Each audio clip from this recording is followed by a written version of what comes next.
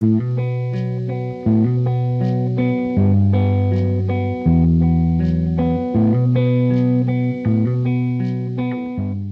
cette période de défis écologiques, une enseignante de l'INSA Val-de-Loire propose au cursus de ses élèves de 4e année l'intégration d'un projet territorial. Cette initiative a permis aux élèves de répondre à des besoins liés à la transition écologique, au développement durable par la transition alimentaire et la régénération des sols. Face à ces défis environnementaux et sociétaux grandissants, les étudiants aspirent à acquérir des connaissances solides et pertinentes dans tous ces domaines. Une coopération avec des acteurs de terrain ont permis qu'ils vivent une expérience hors des murs, en contact avec les réalités locales, leur donnant ainsi des outils nécessaires pour y répondre. Cette initiative contribue à former la prochaine génération de leaders dans la transition vers une société plus durable. Tu peux planter dans ta tête.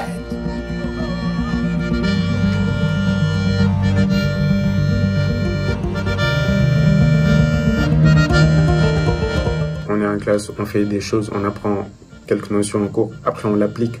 Mais en fait, ce que ça apporte avant tout, c'est vraiment du contact humain. C'est hallucinant de se dire ça, mais dans nos études, tous les projets qu'on fait, que ce soit même aussi au niveau des travaux pratiques, on va nous poser des données, on va devoir faire une expérience et analyser. Et ça se résume un peu tout le temps à ça. Alors que là, on est réellement allé sur un terrain, on a rencontré des acteurs, vu et défini des problèmes qu'on a dû résoudre nous-mêmes par la suite. Agroécologie, paysanne et civilisation, tout est entendu. Et là, on arrive à l'étape ultime, celle dont j'ai toujours rêvé, c'est de rapprocher le génie empirique des paysans des universitaires. Les enjeux en fait, du paysage et du paysage comestible, donc on a un outil écologique, mais aussi économique et surtout social. Du coup, il y a eu tout un travail de planification.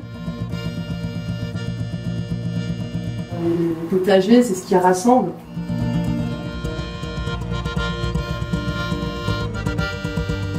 Créer des programmes d'apprentissage par l'action, soutenir la formation et l'accompagnement des enseignants. Les élèves sont appelés à être des acteurs majeurs de la transition écologique. Les écoles et établissements doivent devenir des lieux exemplaires de la protection de l'environnement. Mais comment on peut donner des outils au plus grand nombre sur la gestion des sols, de l'eau, sur petites, moyennes et grandes surfaces? Nous vous présentons un programme d'éducation par l'action qui permet de confronter les étudiants aux réalités d'un territoire.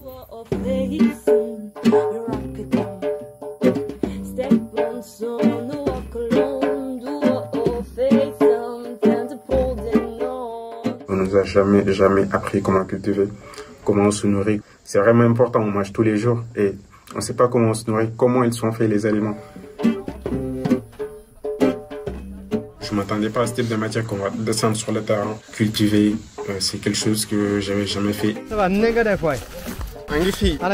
Et que là, je prévois un jour de le faire. C'est quelque chose de vraiment important et c'est un peu une brèche entre les autres cours. Pouvoir aller dehors et il faisait vraiment beau. On passe de bons moments ensemble, c'est vraiment chouette.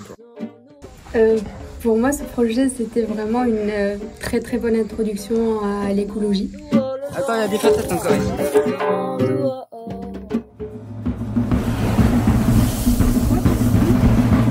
Ce contact qu'on a eu avec la terre, les aliments, tout ce qu'on a pu planter ou voir au potager, et puis même avec les personnes qu'on a vues, avec qui on a pu discuter, c'est un contact pour nous, enfin en tout cas pour continuer et puis pour grandir dans notre vie.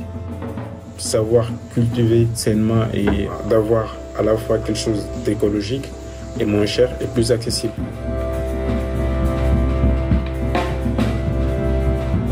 L'économie circulaire dont vous nous avez parlé, c'est quelque chose qui n'est pas difficile à mettre en place.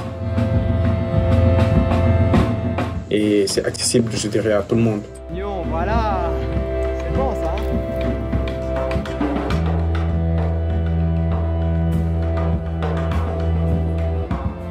Lors de ce projet, on développe cette prise de conscience que c'est nous, la planète, et la planète c'est nous. Donc on développe cette relation entre nous, autant qu'être humain et ingénieur.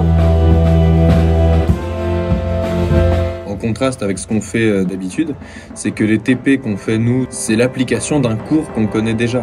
Alors que là, on a eu notre problème et il a fallu qu'on s'arme de nos connaissances. Et c'est vrai que ça donne envie d'apprendre, d'en savoir plus sur les différentes plantes, mais ça donne aussi envie d'agir. Lorsqu'on travaille sur ordinateur, on ne sait vraiment pas à quelle problématique on répond. On ne voit vraiment pas l'intérêt pratique de tout ce qu'on fait.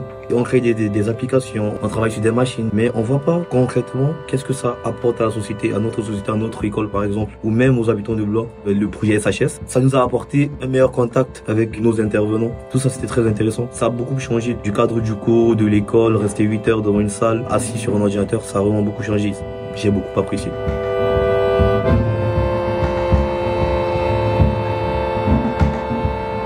On parle souvent d'autosuffisance alimentaire. C'est très important pour notre territoire de pouvoir avoir des maraîchers qui vont cultiver tout ce dont le territoire a besoin, ou la majeure partie, de pouvoir avoir un pourcentage de sécurité alimentaire, et je trouve que c'est très important. On va essayer de parler des enjeux de l'éco-citoyenneté.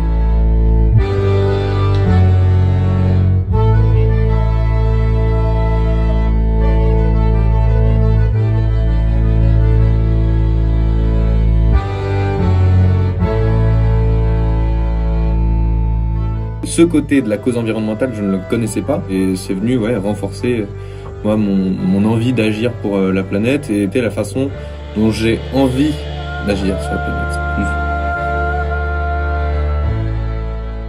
Est-ce que vous vous attendiez à pouvoir travailler sur un projet comme ça dans une école d'ingénieur en 4e année? Non, pas du tout. C'est toujours industrie, l'entreprise dans des cages, etc. Mais là, s'ouvrir.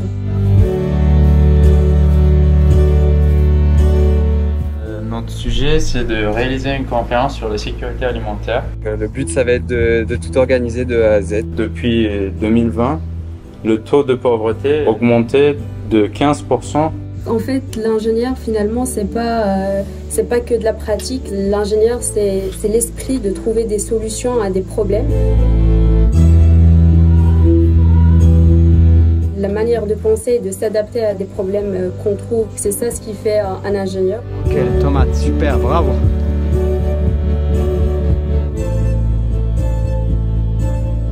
On a eu l'idée de faire un film sur la souveraineté alimentaire. Cette action, elle a pour but d'être réutilisée par la suite. Je trouve que c'est ça qui aussi est super bien dans ce genre de projet.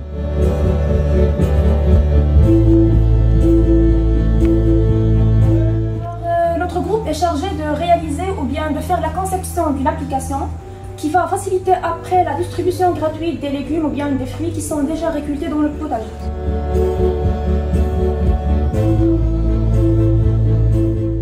Souvent dans nos TP, on va juste nous montrer quelque chose. Là, vraiment, c'est faire un projet pour être utilisé. Ça va être utilisé par le potager étudiant. L'application va organiser la distribution des aides alimentaires auprès des étudiants. On retrouve donc le nom latin. Et comment on fait pour cultiver, récolter, planter. On a le protocole de régénération qui va utiliser en l'occurrence du lupin que vous avez planté. Si on essaye de faire des trucs trop compliqués, au niveau de la fabrication, on va être obligé de faire des compromis environnementaux ou autre chose.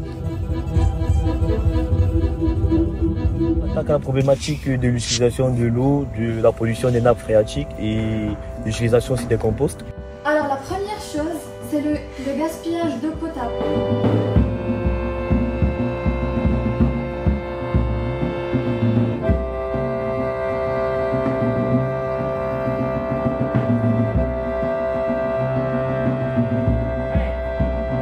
Régénérer les sols en tant qu'engrais naturel.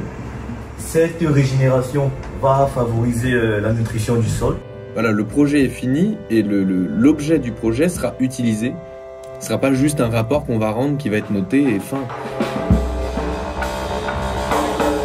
Ça, on a deux objectifs qui sont principaux. Le premier, c'est d'essayer de réaliser des fours solaires low-tech.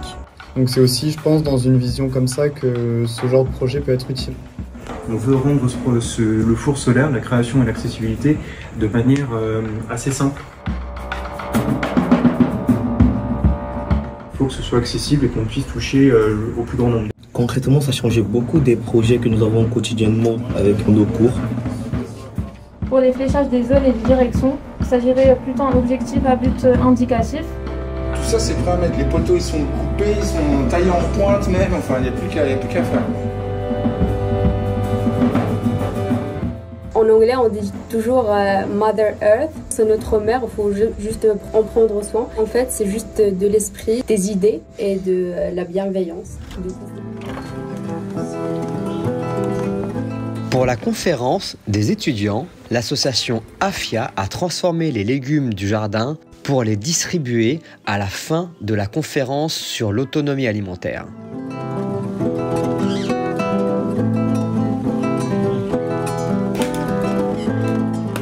L'ingénieur, c'est l'esprit de trouver des solutions à des problèmes qui ne sont pas forcément toujours techniques. On participe à dynamiser le territoire, à créer une économie locale et circulaire et à créer des systèmes vertueux pour l'écologie, pour le social, pour l'éducation et pour l'économie surtout. Il est urgent de ramener les paysans à la terre, en quantité suffisante.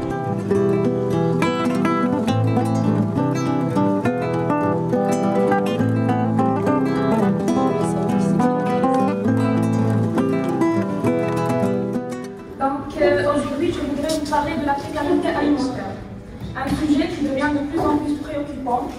Notre sujet pour le projet SHG, c'était de réaliser une conférence sur la sécurité sociale d'alimentation. On a compris un peu l'intérêt d'utiliser des matériaux locaux, du recycler au maximum. Moi, je vais vous présenter plusieurs points, comme vous le voyez, la permaculture, l'agriculture biologique et l'agriculture conventionnelle. Cette application va organiser la distribution des aides alimentaires auprès des étudiants. La régénération des sols, ils ont mis en place une petite économie circulaire. Et l'augmentation de la production agricole, puisqu'on régénère de l'humus et on valorise nos déchets. Dans l'espérance que notre projet permettra de venir en aide à un maximum d'étudiants.